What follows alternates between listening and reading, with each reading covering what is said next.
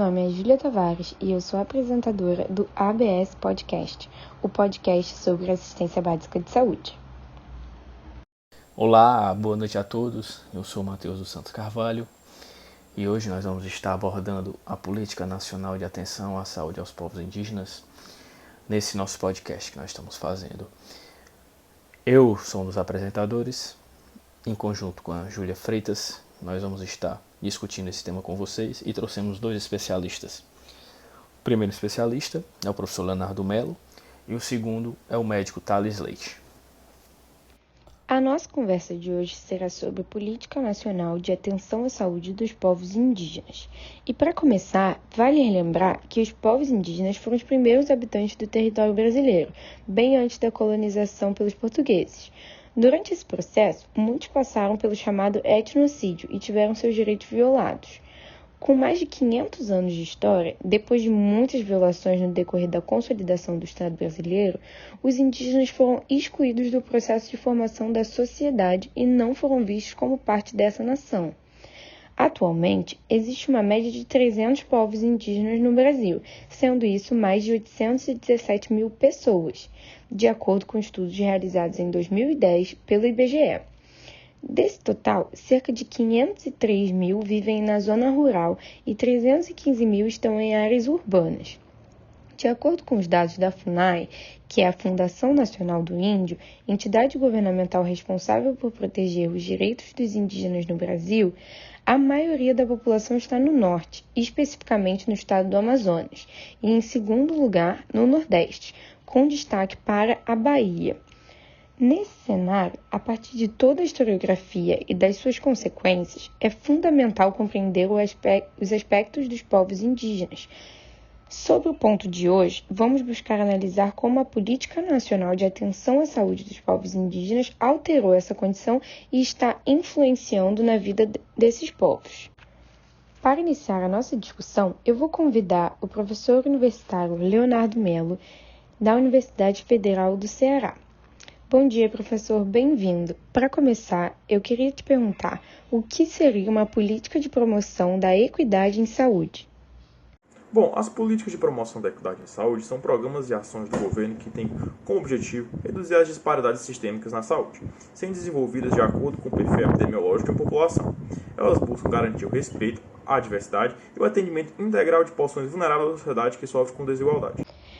Interessante. E como a Política Nacional de Atenção à Saúde dos Povos Indígenas poderia se encaixar nesse contexto?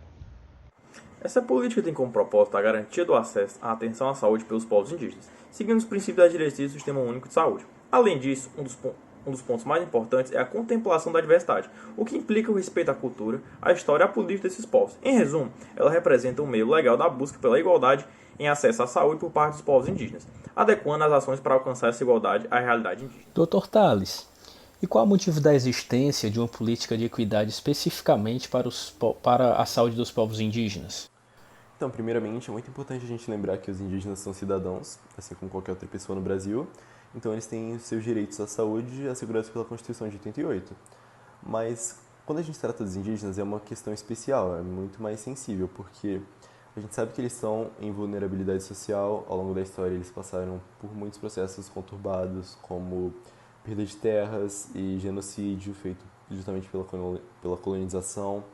Então, realmente, eles precisam de políticas específicas para que essa cobertura, justamente da atenção primária, etc., ela seja muito mais eficiente, porque, no momento, ela é meio deficitária, a cobertura não é muito grande para essa população.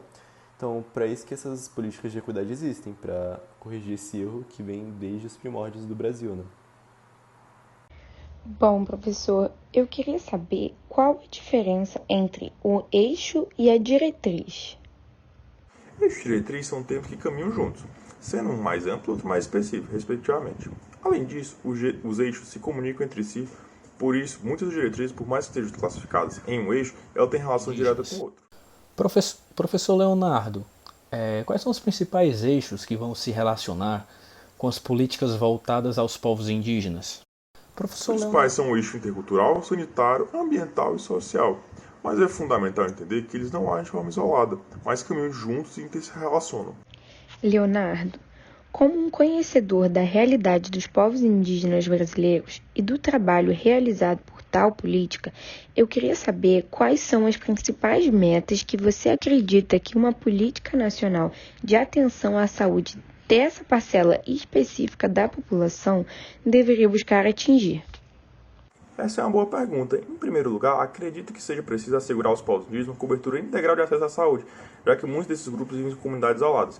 Isso implicaria na necessidade de instalar unidades de saúde próximas a esses locais. Além disso, é crucial que os profissionais de saúde estejam preparados para lidar com os aspectos culturais de cada povo, conciliando técnicas modernas com os sistemas tradicionais indígenas de saúde, atuando em um contexto intercultural, e assim promovendo ambientes saudáveis que protejam a integridade física desses grupos. Professor Leonardo, e você acha que a política nacional de atenção à saúde dos povos indígenas tem como norte tais objetivos? Sim, com certeza. Como disse nosso convidado, o propósito dessa política é, acima de tudo, garantir a saúde por parte dos povos indígenas. Com esse escopo, são estabelecidas diretrizes como a organização dos distritos sanitários especiais e polos básicos do nível local, onde a atenção primária e os serviços de referência se situam. Ademais, a política orienta a articulação dos sistemas tradicionais indígenas, bem como o respeito às características culturais locais, tendo em vista a promoção da ética e da equidade. Dr. Tales, e nós podemos dizer que essas metas destacadas pelos nossos convidados são observadas na prática?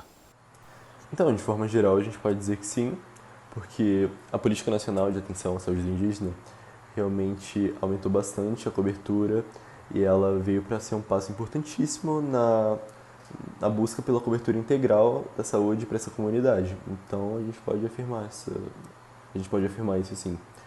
É claro que ainda tem vários empecilhos, ela não está 100% integrada, ainda enfrenta vários desafios, mas está no caminho certo. A gente pode observar ela na prática. Bom, agora eu queria perguntar ao Dr. Tales Leite se os povos indígenas sempre aceitaram bem a presença dos profissionais da estratégia de saúde da família. Essa pergunta realmente é muito relevante, porque no início foi muito difícil para implantar, porque realmente eles estranhavam bastante quando chegava alguém de fora, chegava algum profissional da saúde, não era algo que eles estavam acostumados a ver. Então, claro que gerou estranhamento. Mas conforme o tempo foi passando, essas duas comunidades, a da saúde e a indígena, foram se integrando cada vez mais. E atualmente muitas aldeias, muitas comunidades realmente são muito abertas a esses profissionais, ainda que algumas não tenham aceitado sua presença. Mas, de forma geral, a gente pode dizer que elas se integraram, atualmente estão se integrando muito bem. Prática. Os profissionais da estratégia da saúde da família possuem treinamento para atender às diversas culturas dos povos indígenas, pois nós sabemos que eles são muito diversos. Existe sim uma iniciação antropológica para os profissionais na SF, justamente para que eles conheçam o local onde eles vão atuar, conheçam a cultura, conheçam os hábitos e não tenha tanto estranhamento assim de início. Mas claro que o choque cultural é muito grande, justamente porque são duas culturas muito distintas, então vai haver esse choque cultural. Mas é um fator que a gente sempre leva em consideração e prepara eles antes. Doutor, como é feita a seleção dos agentes comunitários de saúde nessas regiões? Na comunidade existem os agentes indígenas de saúde e eles estão lá justamente para permanecerem por lá e fazerem o contato. Eles são meio que a ponte entre os agentes da ESF e os indígenas daquela comunidade, daquela aldeia. Eles ficam lá sempre e são preparados para integrar todo mundo. E professor, na sua opinião, qual é o maior desafio que temos na oferta de cuidados da saúde da população indígena? Preparação de recursos humanos para atuação em contexto intercultural, pois a maioria dos profissionais que trabalham na comunidade indígena não conhece a cultura dos povos, dificultando assim a construção de um vínculo. A formação de profissionais da área de saúde, dentro das próprias aldeias, facilitaria muito o contato com os indígenas e a promoção de saúde seria mais eficaz. Bom, após essa análise, podemos concluir que a condição atual da população indígena vem melhorando consistentemente com a implantação da política de promoção de equidade e com a promoção de um maior respeito a essa etnia. No entanto, ainda existem muitos desafios a serem ultrapassados e garantias a serem cumpridas, como, por exemplo, a ampliação e especialização dos eixos social, ambiental e sanitário para que se efetive uma verdadeira equivalência no acesso à saúde com o restante da população nacional. Gostaria de agradecer pela presença do Dr. Tales e do professor universitário Leonardo Mello no nosso podcast de hoje. Espero que vocês tenham gostado. Muito obrigada pela audiência. Até a próxima. E esse foi o ABS Podcast.